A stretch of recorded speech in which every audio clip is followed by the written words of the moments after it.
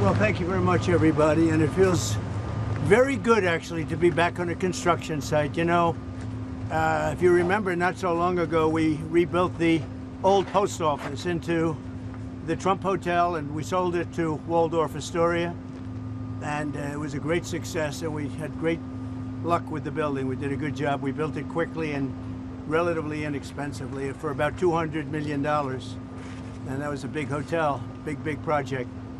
But we looked around, and Tim Scott's here someplace. Tim, come on up. You saw what we saw, and the big thing is to get it done. They have to get it done. They have to get it finished. And very importantly, we have to get interest rates lowered in our country. Our country is the hottest in the world right now, but the one section, people are pretty much unable to buy housing because the interest rates are too high. We have no inflation. We have a lot of cash coming in. The tariffs have been unbelievable. Now, people that didn't even believe in tariffs are saying, what a great move that was. We have hundreds of billions of dollars coming in. Japan, just on one deal, is paying us $550 billion. And they opened up their economy. It's incredible, the deal. And they're happy, we're happy, everybody's happy. But we should have the lowest interest rate of any country, and we don't. We should have. Every point is worth $365 billion. So we want to get the rates down, but we also want to get the Fed building finished. So I met with the contractors, we toured it with the chairman, and we had a very good tour, and we'll talk to you about it sometime, but Tim and I, we sort of understand what happened. Yeah. Too expensive. Bottom line is this, that Americans deserve to become first-time home buyers. President Trump has created the best economy in the world. The one thing that would make it better is lower interest rates. Full employment is even more possible. Wages rise faster as interest rates come down when your employment is at 4.1% because of your leadership. We have revenues coming in at record-breaking, maybe last month even more revenue coming in than bills going out, which is remarkable. They found $26 billion. They said, where did that come from? Nobody, I think that's been many decades since that happened. I can't remember that. They found $26 billion last month, and they said, where did that come from? I said, why don't you try the tariffs? Said it was true. We're taking in hundreds of billions of dollars, and our country is doing great, and we have no inflation, and the numbers, the job, everything is good.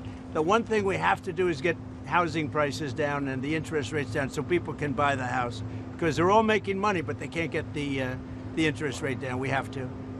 Amen. All right. And he's been my friend for a long time. You've been on a number of construction sites. Did you see mismanagement going on or funds that aren't? Well, I see a very luxurious situation taking place. Let's put it that way. And I was given a very nice tour by the head of construction. And, you know, look, if you look over here, they're trying to open up the basement. When you open up a basement, first of all, it's the worst space. Always a basement is the worst space in a building. And it's also the most expensive space to build. And especially here because you have a water line. You know, they're going down into the water, so they have to build what's called a reverse bathtub. The water has to be kept out. It's very expensive construction. So it would have been good if they didn't build it. Would have been good if they didn't do certain other things. If you look at the kind of protection in the hall, have you been able to get in the hall? You saw the protection of plywood. I mean, that was a lot of money just to protect it for a period of time. I would have done it very gingerly and easily and not have to spend, you know, millions of dollars on protection. And there are things that could have been different. Look, there's always Monday morning quarterbacks. I don't want to be that.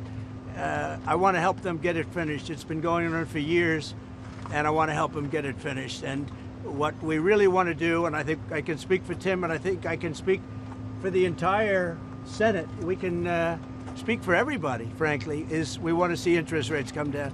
Our country is booming, and the interest rates is a final little notch. And if you look at Europe, they've lowered 11 times in a short period of time. We've lowered 0. And, they are competition, although we're in the process of probably making a very good deal with them, too. They want to make a deal very badly. So we're making a deal. We just completed our deal with Indonesia. We just completed our deal with the Philippines. We're making unbelievable deals, and the money is pouring in. We want to get interest rates down. But on interest rates, at some point, does the level of interest rates now slow economic growth? Yeah, it never helps it if it's high. Never helps it. Well, it's already as good as we're doing. Think of how well we'd be doing. We'd be like a rocket ship. As good as we're doing, we'd do better if we had lower interest rates. And we should. We're prime. Don't forget, without us, the whole world collapses. So we should have the lowest interest rate because, you can talk about Switzerland, you can talk about wonderful countries, no debt, but without us, everything collapses. We should have the lowest interest rate. And if you took it down 3 points, not a little bit, but 3 points, if you got us down to 1, we would save more than $1 trillion, basically with just a paper transfer. You wouldn't be cutting costs of anything. You wouldn't be building anything. Just a move of the hand saying, we're going to lower interest rates. You would save $1 trillion a year. And there's nothing you can do to save that kind of money. Well, we had a little talk about it, and I thought it was a very productive talk. He'll be able to tell you at his next meeting, but I will say that he did say the country is doing really well. And the country is really doing well. Yep. Yeah, please, go ahead. How would you describe your talk with him? Would you say that the energy was tense? Did you come No, I didn't think it was tense. No, I thought we had a good meeting. No, there was no tension. There was no tension. I think he had more tension with my great senator to the right. He's a pretty tough cookie. He was, you might say. I mean, listen, bottom line is we had an honest, candid conversation about some of the overruns at this building. We had it in my banking committee, and he said we were wrong, and turns out we were right. Thank God President Trump and his team took enough time to dig into some of the details, and the details are clear. We need to get this project done. We would like to keep it where it is or a little lower, but at the end of the day, the point is that instead of talking about interest rates, instead of talking about first-time home buyers, instead of talking about the heat in our economy, that's a good thing, we're talking about an overrun on the Federal Reserve building as opposed to the Federal Reserve objective of lowering and keeping our economy full.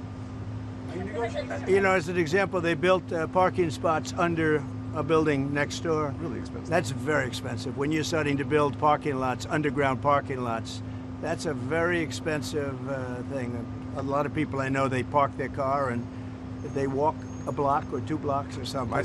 But it is a very expensive thing. But that is what it is, and that's okay. Is this project a fireable offense? What? Is this project a fireable offense for Jerome Powell? Look, I would love to see it completed. I don't want to put that in this category. It's a very complex thing that could have been made simple. I built a great hotel, and the great hotel that everybody in this group knows very well, it's called the Old Post Office, and it's a much bigger project than this, and I spent $200 million building it. And it was taken down to the steel, for the most part, taken down, you've seen it go up. And I built it quickly, and I built it for $200 million. That was a much bigger job than this. It spent $200 million, and it's got marble bathrooms, the top fixtures, the best of everything, all brand new. So, this is a very expensive job. I don't know, it got out of control. And that happens, it's a shame. Are you negotiating on auto tariffs? Your auto tariffs No, I'm not negotiating on auto tariffs. Does EU looking at 15% like Japan? Well, it depends. What Japan did is they brought down their tariffs. They gave us $550 billion because they didn't want to pay 20. They were 28%, and they gave us $550 billion up front, 100%, 500. We get 90, they get 10. 90%, they get 10. And there's no payment. It's not a loan or anything. It's a signing bonus, I call it. But they gave us $550 billion and took down the tariffs a little bit. And then they agreed to open their economy to everybody. This was not easy. This took, a lot of people walked out of rooms and things. Sometimes they walked out of rooms, went back to Japan. Right. I said, where are they? They went back to Japan, and then they called and they said, can we make a deal? They came back a couple of times. This happened.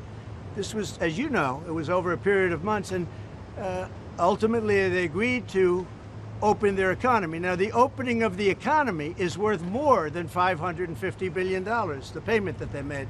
It's worth more. So between that and the payment, we reduced it down to 15%.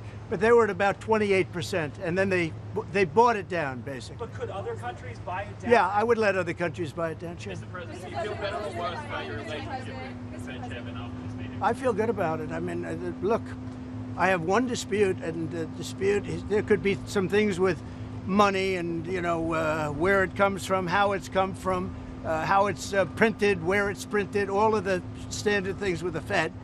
But I just want to see one thing happen. Very simple. Interest rates have to come down. If the interest rates don't come down, we're knocking it out of the park with high interest rates.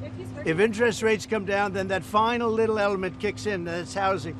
And the sad part is that people, wonderful young people, young couples starting off, they can't get a mortgage because the rates are too high. Tim knows that better than anybody, I think. Mr. President, if the rates are hurting families in the country, why let that keep going for another 8 months? Why not just fire the Because to do that is a big move, and I just don't think it's necessary. And I believe that he's going to do the right thing.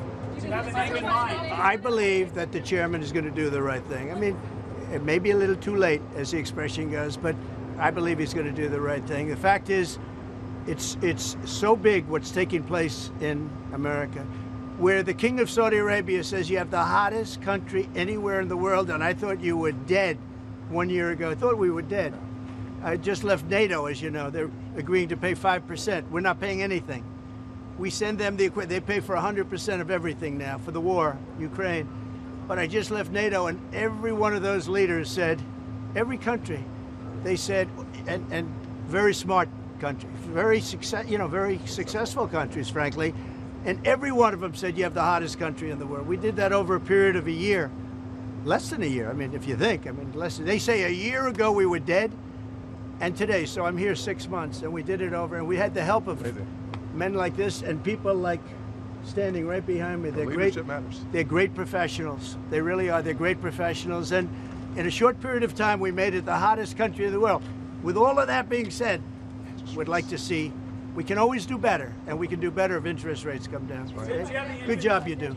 You do a nice job. I watch you a lot. Thank you. I appreciate that, Mr. President. Do you have a name in mind to replace the chairman? I do. Or you one person? 2 people. Maybe 3. Any clues? I'd pick him, but I think he's not leaving the Senate. No, sir, I'm not. I'd pick Tim. Thank you. Meant to put pressure on Trump Powell to resign? No, there's no pressure. No. We want to have, his term comes up soon. I think he's going to do the right thing. Everybody knows what the right thing is.